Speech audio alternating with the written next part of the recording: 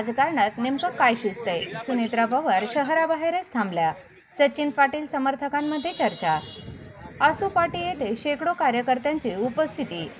वेळेअभावी बदल झाला की यामागे राजकीय संकेत. फलटणच्या राजकारणात नव्या समीकरणांची चर्चा. फलटण प्रतिनिधी. फलटण तालुक्यातील राजकीय वर्तुळात एक धावत्या दौऱ्याने नव्या चर्चांना उधाण आणले आहे. महाराष्ट्राच्या उपमुख्यमंत्री सुनेत्रा पवार यांच्या पंढरपूर ते बारामती प्रवासादरम्यान त्यांच्या स्वागतासाठी विधानसभा आमदार सचिन पाटील हे शेकडो कार्यकर्त्यांसह आसोपाटी परिसरात सज्ज होते. मात्र सुनेत्रा पवार यांनी फलटण शहरात प्रवेश न करता शहराबाहेरील मार्गावर कार्यकर्त्यांची भेट घेत पुढील प्रवास सुरू केल्याने राजकीय वर्तुळात विविध तर्कवितर्क सुरू झाले आहेत. उपमुख्यमंत्री सुनेत्रा पवार यांच्या स्वागतासाठी कार्यकर्त्यांनी मोठी तयारी केली होती. आमदार सचिन पाटील यांच्यासह पदाधिकारी व कार्यकर्ते मोठ्या संख्येने उपस्थित होते. मात्र नियोजित प्रवासातील वेळेची मर्यादा आणि धावत्या दौऱ्याचे स्वरूप लक्षात घेऊन शहरात प्रवेश न करता बाहेरील मार्गावरच भेट घेण्यात आल्याची चर्चा आहे.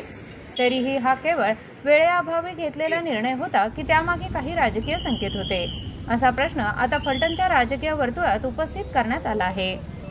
या घटनेच्या आगामी काळातील स्थानिक राजकीय समीकरणावर काही परिणाम होणार का, याकडेही राजकीय जाणकारांचे लक्ष लागले आहे.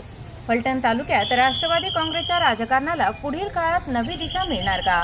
स्थानिक नेतृत्वामध्ये नवी समीकरणे आकार घेणार का, की ही केवळ धावत्या दौऱ्यातील एक सामान्य घटना ठरणार? याची उत्तरे आगामी राजकीय घडामोडींमधून स्पष्ट होतील.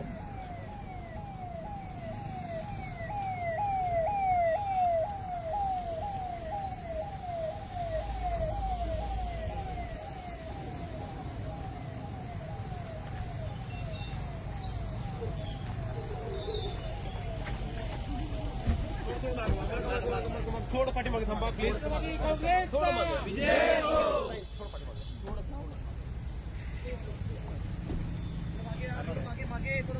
फोटो या बाजूला थोडा अंतर ठेवा. थोडा खाली घ्या. थँक्यू. Okay thank you.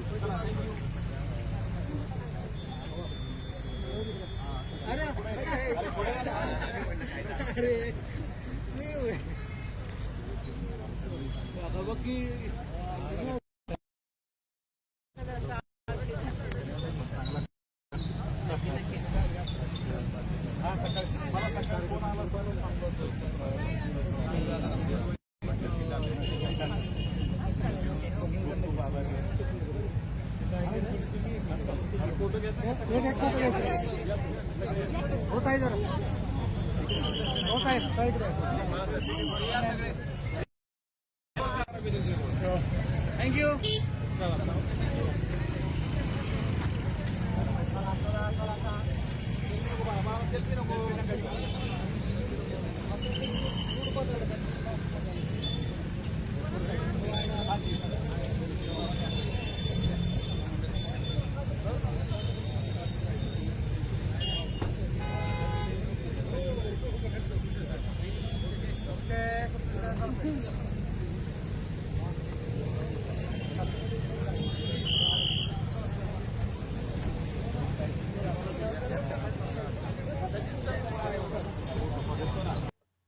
आपण पाहतात क्रांती सूर्य न्यूज सातारा. आमच्या चॅनलला लाईक आणि सबस्क्राईब करा.